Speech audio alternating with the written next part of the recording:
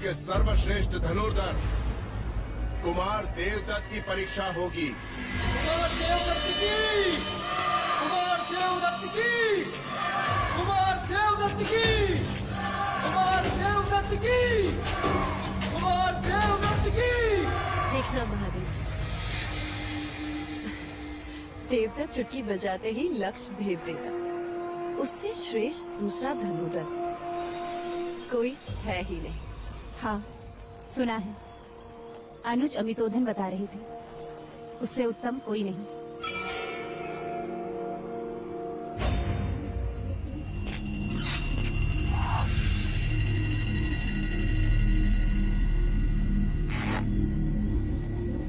रुक जाइए गुरुदेव।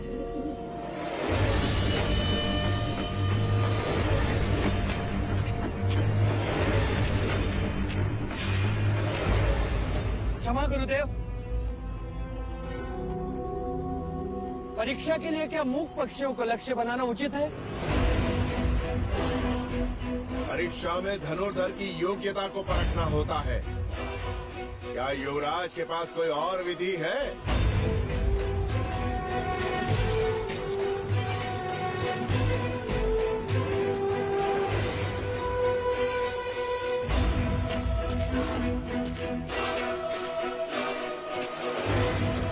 लगाइए लक्ष्य स्थान पर। जो जितना केंद्र के निकट होगा उतना ही दूसरों के आगे।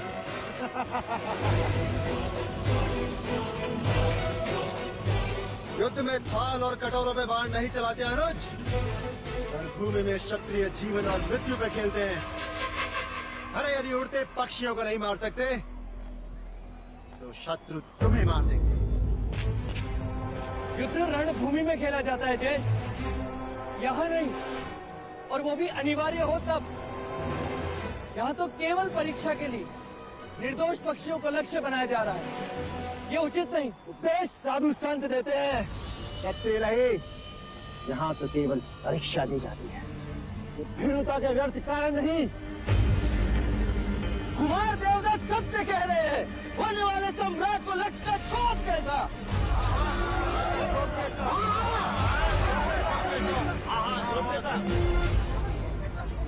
युवराज, वैसे भी आपको शस्त्र विद्या में रुचि नहीं है।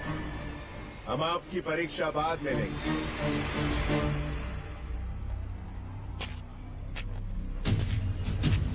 गुरुदेव, आज एक नहीं दो पक्षी उड़ाइए। दोनों लक्ष्य एक साथ भेजूंगा।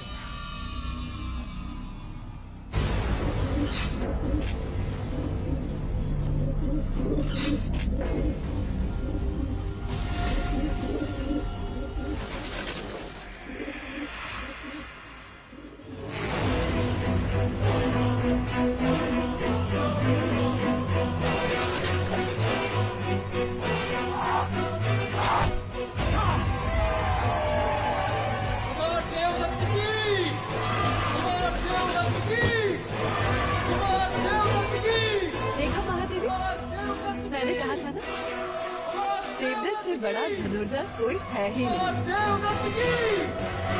कुमार देवदत्त की! कुमार देवदत्त की! कुमार देवदत्त की! कुमार देवदत्त की! कुमार देवदत्त की! कुमार देवदत्त की! जाओ, अब तुम्हारी बारी है। एक बार अपने तीर से उड़ते हुए रक्त को देखो, कितना आनंद मिलता है। जाओ।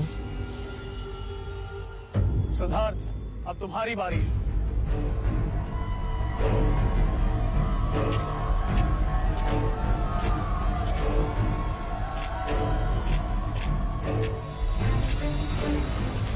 क्षमा करें गुरुदेव, मैं ये परीक्षा नहीं दे सकता।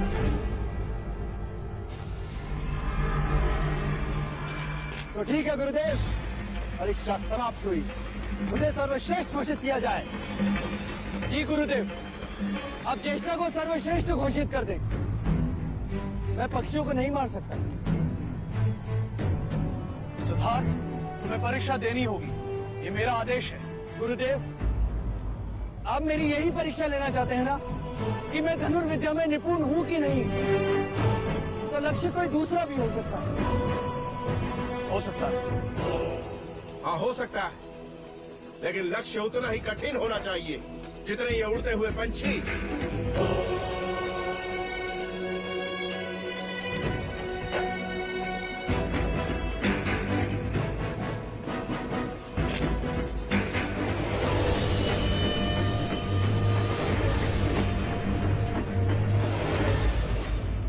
ज्येष्ठ, अब आप इसे अपनी पूरी शक्ति से ऊपर उछालिए, इतना ऊपर उछालिए कि ये मोती बिंदु के रूप में भी ना दिखाई। क्यों अपना उपहास कराने पे चले हो?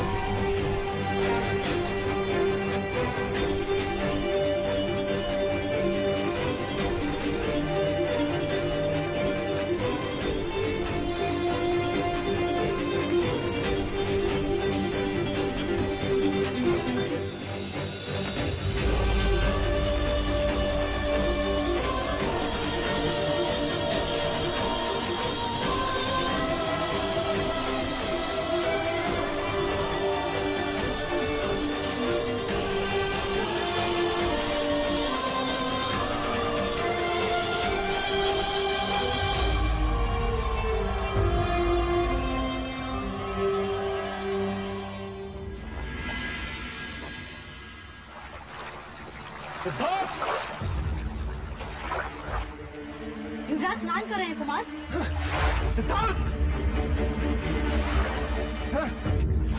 अपने आप श्रेष्ठ घोषित करवाना था तो अहिंसा का ध्यान क्यों किया? सबके समक्ष मुझे क्रूर दिखाने के लिए? अरे क्या कहता मैं भी पक्षियों की जगह तुम्हारे गले के मोती को भेज देता, लेकिन मुझे तो मेरे प्रिय अनुज ने अवसर तक नहीं दिया। इतना बड़ा कपट! ज्येष्ठ, मैंने तुम्हारे साथ कोई कपट नहीं किया और तुम तो बचपन से जानते हो कि मैं पक्षियों को लक्ष्य बनाने का विरोधी हूँ। हाँ, तुम तो बड़े अहिंसावादी हो। अरे मत भूलो सिद्धार्थ, प्रत्यक्ष नहीं पर परोक्ष सहजत तुम भी हिंसा करते हो, लोगों की भावनाओं की हत्या करते हो तुम, हत्यारे हो तुम। याद रहे सिद्धार्थ, दंड युद्ध में तुम मेरे समक्ष होगे और वहां तुम्हें मुझसे युद्ध करना ही होगा। और ये दंड युद्ध ये सिद्ध करेगा कि कपिलवस्तु के गुरुकुल का सर्वश्रेष्ठ योद्धा कौन है।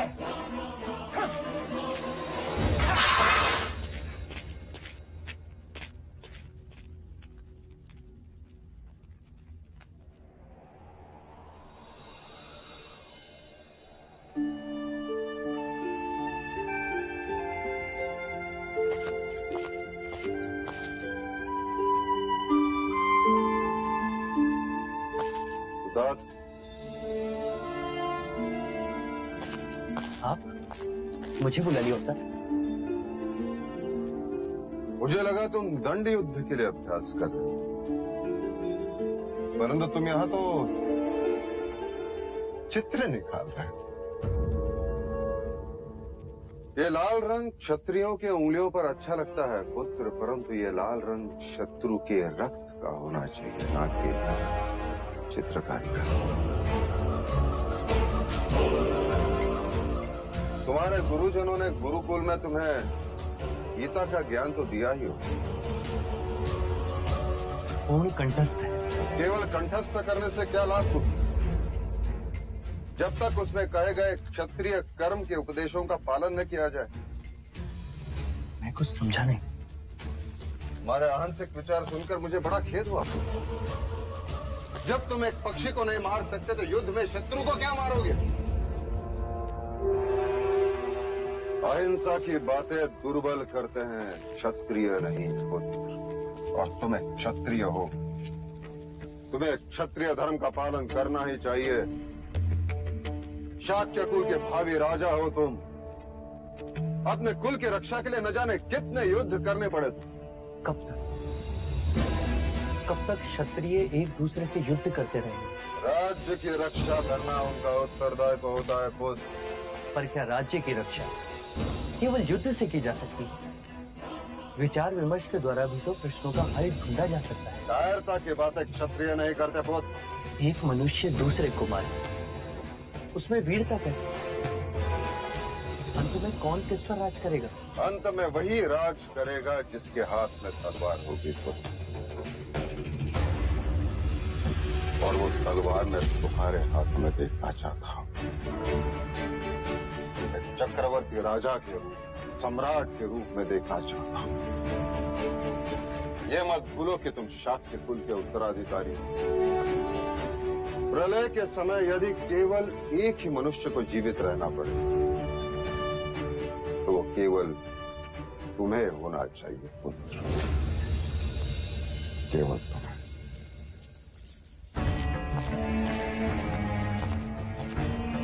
मैं गीता के उपदेश को समझता हूँ पिताजी, पर युद्ध के लिए कृष्ण का विराट स्वरूप आज भी मेरे लिए एक प्रश्न है।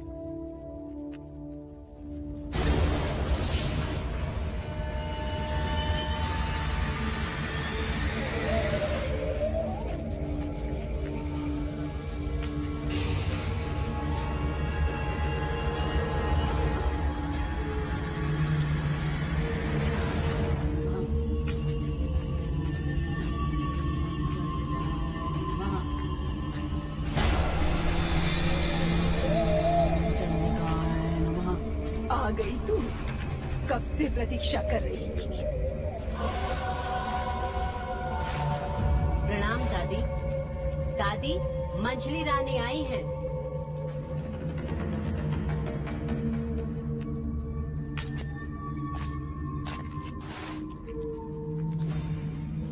वो मेरा पुत्र। तेरा पुत्र हर समय क्रोध होता है, इसीलिए सब कुछ खोता है। जानती हूँ, इसीलिए यहाँ आई। कल अंतिम दंडयुद्ध होगा। मैं चाहती हूँ कि ये कील उठा ले। जिससे भी वो युद्ध करने वाला है, उसके दंड में ये कील ठोक देना।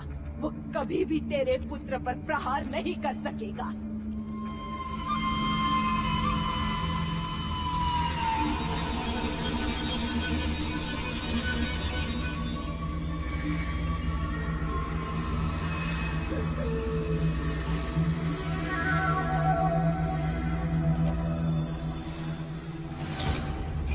ले जा इसे।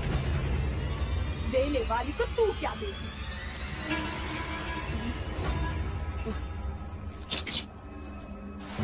दादी, हम चलते हैं। दीदी चलिए।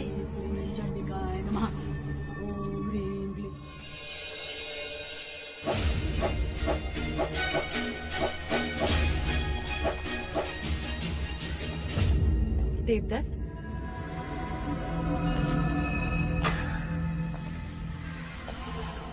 ये ले, तेरे लिए लाई। ये क्या है माँ? विजय श्री। एक माँ अपने पुत्र के लिए विजय लेकर आई। अब सिद्धार्थ कभी भी तुझे दंड युद्ध में पराजित नहीं कर सकता। मैं कुछ समझा नहीं माँ। ये कील तुझे सिद्धार्थ के दंड में ठोकनी है। फिर देखना, वो तुझ पे प्रहार ही नहीं कर पाएगा। हो गई ना तेरी जीत निश्चित?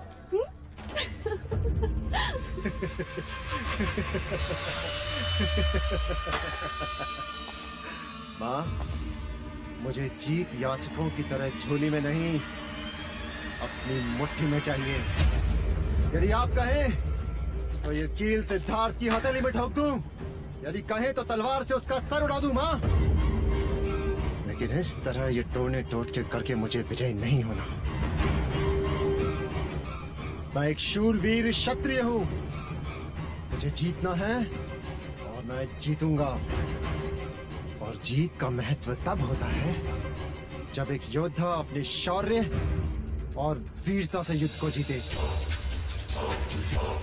लेकिन आप ये नहीं समझेंगे, क्योंकि आपको अपने पुत्र की योग्यता से अधिक विश्वास इस कील पर है।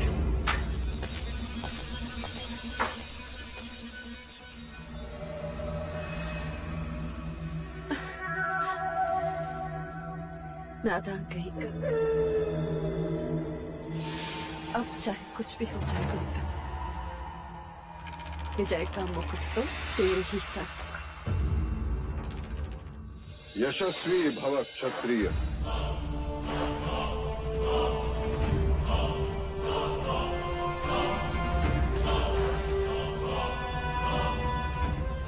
मंगला दीदी का भी आशीर्वाद लो।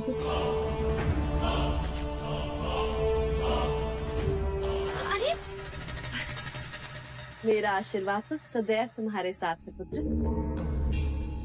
पर आज तो मैं तुम्हारे इस शस्त्र को भी आशीर्वाद लेना चाहती हूँ।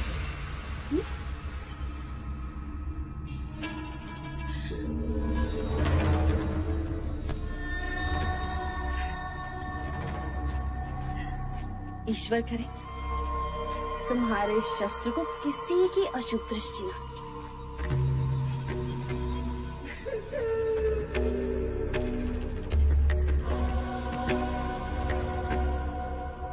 ईश्वर तुम्हें देवदत्त का सामना करने की शक्ति दे। लो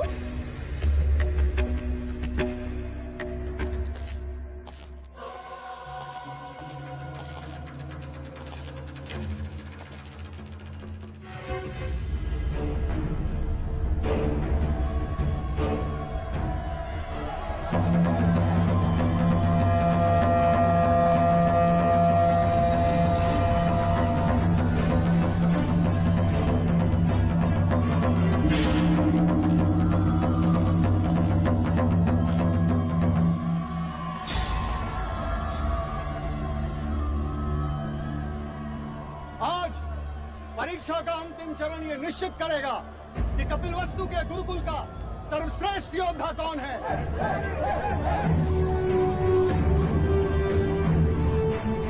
तो परीक्षा के अंतिम दो प्रतिस्पर्धी अपनी दंड विद्या का परिचय देने पधार रहे हैं। राजा द्रोणोदन के सुपुत्र कुमार देवदत्त।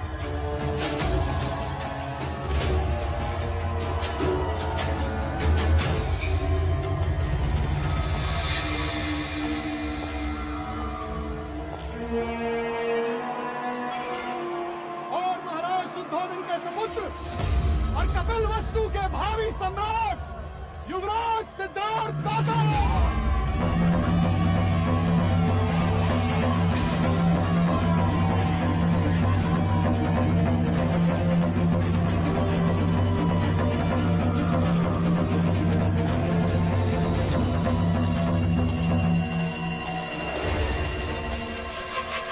ये लो दंड और कर लो अपनी मंशा पूरी।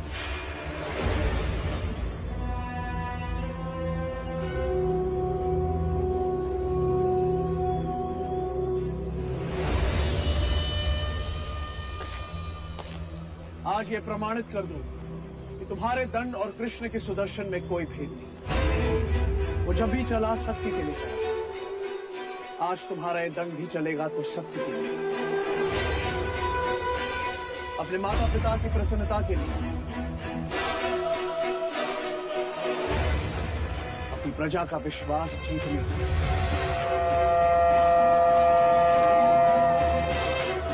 जाओ विजयी।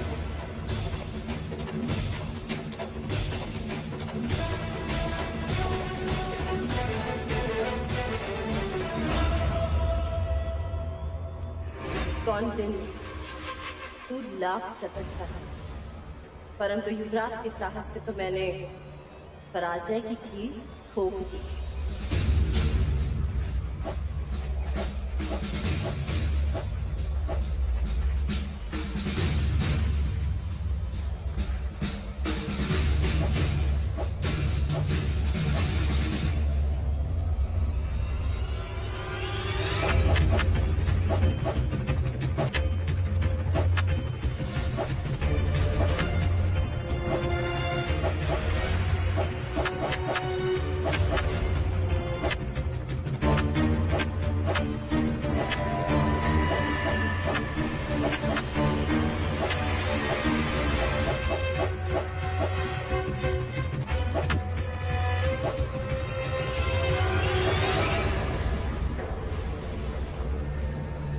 ये तुम्हारे युवराज प्रतिवाद क्यों नहीं कर रहे? तुम्हारे युवराज मतलब? युवराज तुम्हारे भी तो हैं। हाँ, मेरे भी तो हैं।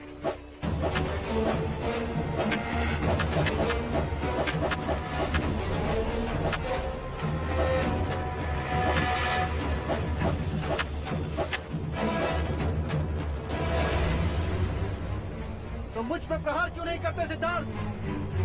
तुम जानते हो ज्येष्ठ, मैं तुम पर प्रहार नहीं कर सकता। मान सम्मान का तुम्हारा ये प्रपंच मैं समझता हूँ सिद्धार्थ, परंतु आज तुम्हें मुझसे युद्ध करना ही होगा। प्रहार करो मुझ पे सिद्धार्थ!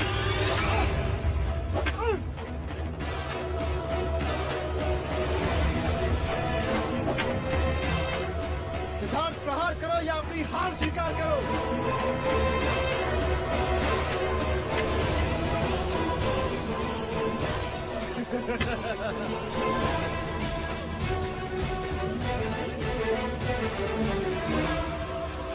क्या कर रहे हो तुम? कपिलवस्तु के भावी सम्राट के हाथ कांप रहे हैं गुरुदेव। सिद्धार्थ, मैं ज्येष्ठ पर प्रहार नहीं कर सकता गुरुदेव।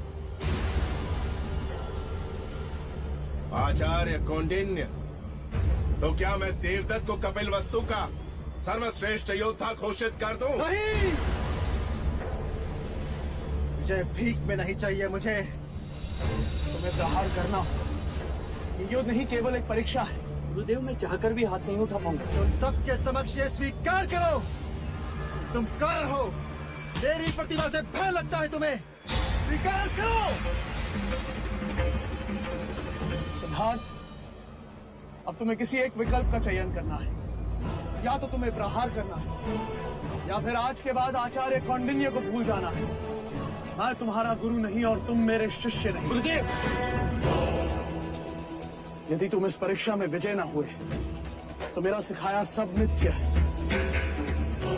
ना समझ पशु पक्षी भी समय आने पर चुनौती स्वीकार कर लड़ने को तैयार हो जाते हैं। तुम तो मनुष्य हो। मत भूलो, अतल वितल भूतल पर जन्म लेने वाली प्रत्येक आत्मा कर्म के अधीन है, कर्माधीन है। पर ज्येष्ठ, इतने भावनाशील मत बनो सिद्धार्थ। केवल अपना कर्म करो। याद रखो, बादल का मूल्य वर्षा से, पेड़ का मूल्य फल से, तलवार का मूल्य धार से, उसी तरह एक क्षत्रिय का मूल्य प्रतिभावान योद्धा बनने से।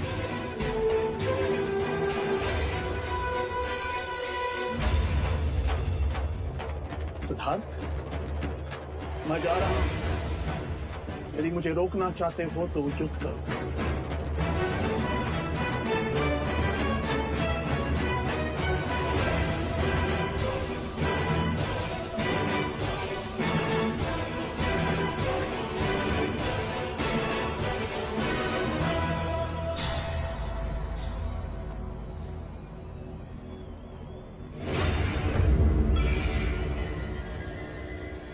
अतल वितल भूतल पर जन्म लेने वाली प्रत्येक आत्मा कर्म के अधीन है, कर्माधीन है। केवल अपना कर्म, केवल अपना कर्म।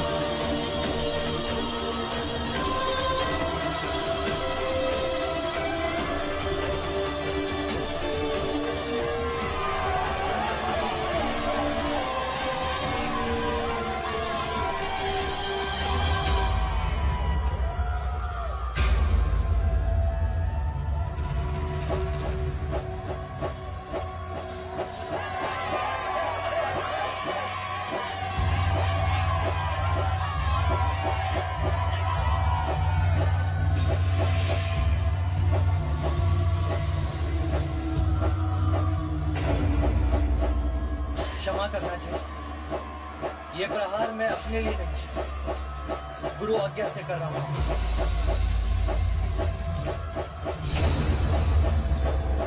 पहला प्रहार गुरु के लिए,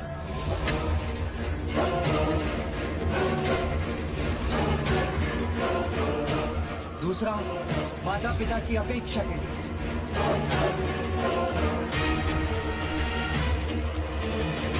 तीसरा प्रजा का विश्वास पाने के लिए,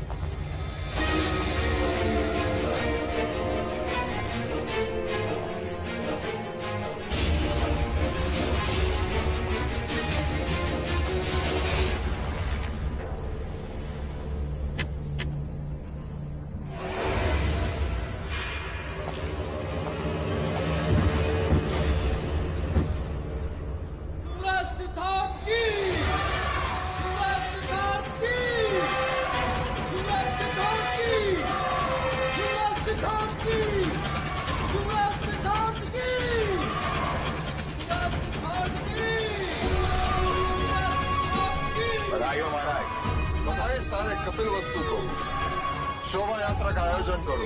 सेनापति जी महाराज। ऐसा कुछ करो कि शाक्यों के राजकुमारों की कीर्ति मगध और कौशल राज तक पहुंचे।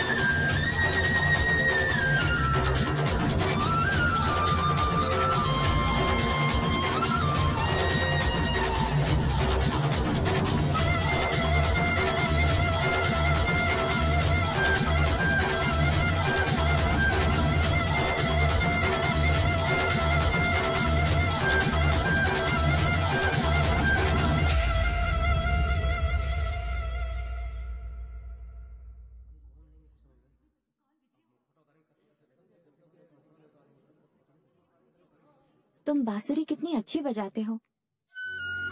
तुम्हारे नृत्य ने प्रेरित किया।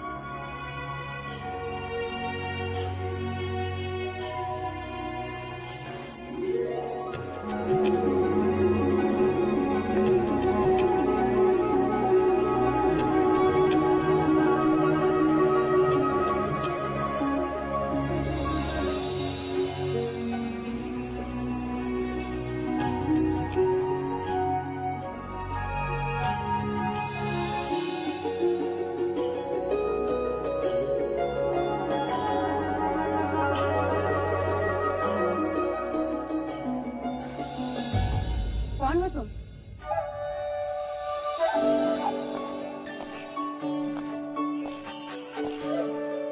क्या इस प्रश्न के उत्तर में मैं आपसे एक प्रश्न कर सकती हूँ महादेवी? मैं आपको क्या कहकर पुकारूं? मामी या बुआ? यशोधरा? यशोधरा?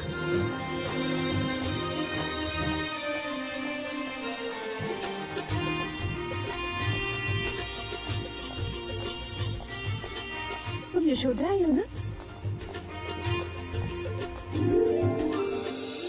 क्यों चौंक गए ना सब? हो गई ना सबकी आंखें चौड़ी? खिलाई सबकी होठों पे हंसी? कहा था मैंने माँ से, देखना मुझे देखकर सब बहुत खुश होंगे। आप खुश नहीं हैं? हाँ, पर देवदा से यहाँ तक तुम अकेले? मैं अकेली कहाँ हूँ बुआ, मेरे साथ मेरा विश्वास था, आप सबसे मिलने की इच्छा थी, और फिर आप सबको भी तो मेरा इंतजार था या नहीं? हाँ, किंतु महाराज दंडपानी ने तुम्हें रोका नहीं? होते तो रोकते ना मजले मामा, वो तो वैशाली गए हैं। और माँ? माँ सासे वहाँ देवदा में ले रही हैं, पर उनका मन यहाँ कपिल वस्तु में घूम रहा है। तुम्हें इस तरह अकेले नहीं आना चाहिए था। माँ ने भी यही कहा था बड़े मामा, पर अब मैं बड़ी हो गई हूँ, कुछ कर्तव्य मुझे भी तो निभाने चाहिए। कर्तव्य? कैसे कर्तव्य? दूरियां मिटाने के। 10 वर्ष हो गए बुआ, आपने अपने भैया को नहीं देखा, और माँ ने अपने भैया को।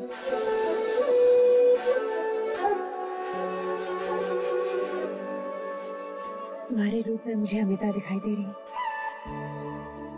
और तुम्हारे शब्दों में उसे सुन रही। मैंने तो कह दिया था माँ से कि मुझे जाने दो, मामा और पिताजी के बीच जो भी अनबन हो, पर मैं बन बन करके संबंध बनाकर ही वापस आऊंगी।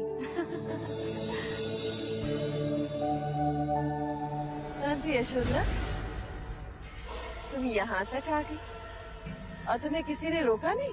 हाँ मंगला मामी, नगर द्वार पर चन्ना से भेंट हुई तो वो मुझे नगर ले आया, और राजप्रसाद के बाहर लोशिका मिली, वो मुझे भीतर ले आई। हाँ महादेवी मेरे पास आकर कहने लगी, पहचाना?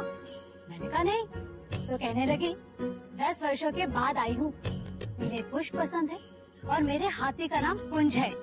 मैं तुरंत पहचान गई, गोपा। लोशिका, ये मैंने क्या कह दिया? गोपा? हाँ महादेवी, महारानी अमिता इन्हें प्यार से गोपा कहती है, लेकिन ये बात किसी को नहीं पता, लेकिन मैंने सुन ली थी। लोशिका,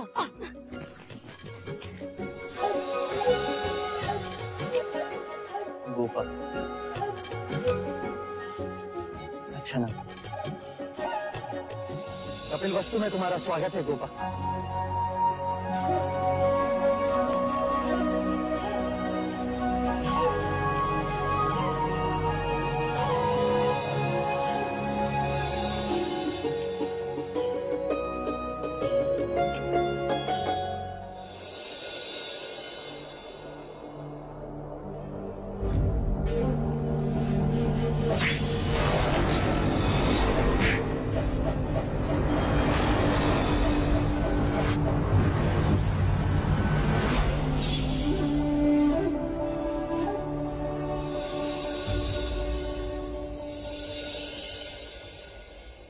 अच्छा स्वागत है। शास्त्र कहते हैं अतिथि देवो भव, पर यहाँ तो विपरीत है। ये अतिथि अपने अतिथ्य को ढूंढते ढूंढते थक गई। मुझे लगा तुम अभी भी सबसे मिलने में व्यस्त हो। सबसे मिलनी, केवल तुम शेष हो। ज्येष्ठा से मिली? हाँ, वो भी पराजय पर बहुत क्रोधित है। जानता हूँ, वो अपनी पराजय को सहज स्वीकार नहीं कर सकते। और तुम भी तो अपनी विजय का आनंद नहीं मना रहे।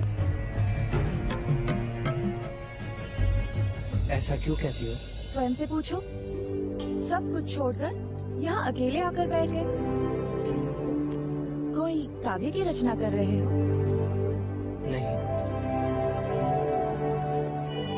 जब जब मेरा चित्त प्रश्नों के अधीन होता है तो मैं यहाँ उत्तर खोजने चला आता हूँ। प्रश्न? कैसा प्रश्न? यही कि अमावस्या की रात से भी काला क्या होता है? इतना साधारण प्रश्न।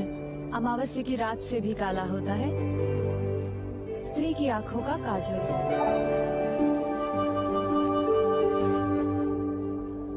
देखो,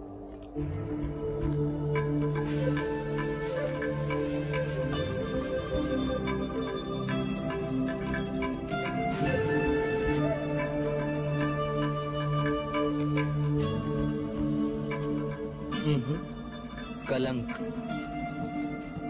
अब बताओ, जल से पता क्या होता है? प्रेम।